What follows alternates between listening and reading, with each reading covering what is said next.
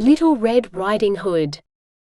Originally published as Le Petit Chaperon, Rouge in Charles Perrault's Histoires aux Contes du temps passé, avec des moralités, Contes de ma mère in 1697, and translated by Andrew Lang in the Blue Fairy Book, in 1889. Once upon a time there lived in a certain village a little country girl, the prettiest creature who was ever seen. Her mother was excessively fond of her, and her grandmother doted on her still more. This good woman had a little red riding hood made for her. It suited the girl so extremely well that everybody called her Little Red Riding Hood. One day her mother, having made some cakes, said to her, "Go, my dear, and see how your grandmother is doing, for I hear she has been very ill. Take her a cake, and this little pot of butter." Little Red Riding Hood set out immediately to go to her grandmother, who lived in another village.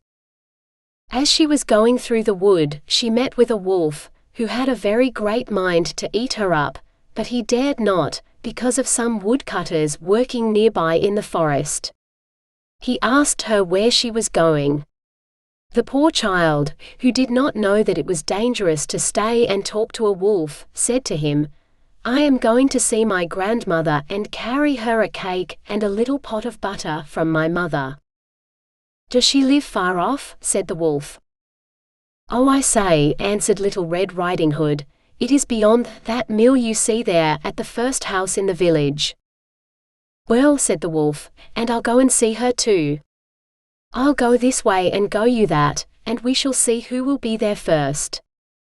The wolf ran as fast as he could, taking the shortest path, and the little girl took a roundabout way, entertaining herself by gathering nuts, running after butterflies, and gathering bouquets of little flowers. It was not long before the wolf arrived at the old woman's house. He knocked at the door, tap tap.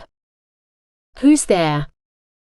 "Your grandchild, Little Red Riding Hood," replied the wolf, counterfeiting her voice, "who has brought you a cake and a little pot of butter sent you by mother." The good grandmother, who was in bed because she was somewhat ill, cried out, "Pull the bobbin and the latch will go up."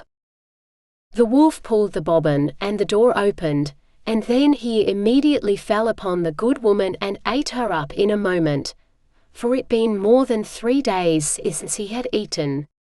He then shut the door and got into the grandmother's bed, expecting Little Red Riding Hood, who came some time afterwards and knocked at the door, tap tap.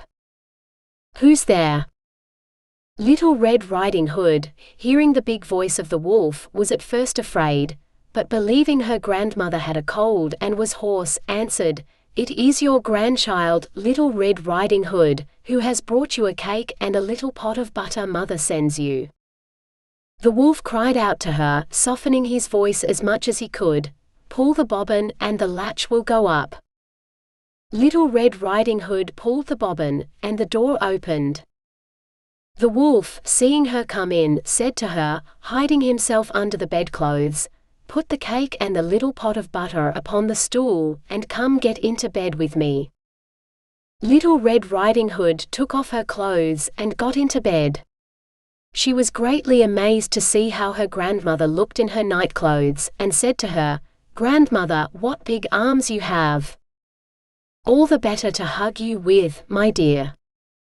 "Grandmother, what big legs you have! All the better to run with, my child."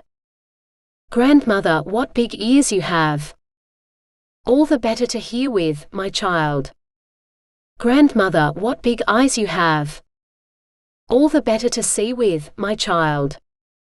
"Grandmother, what big teeth you have got!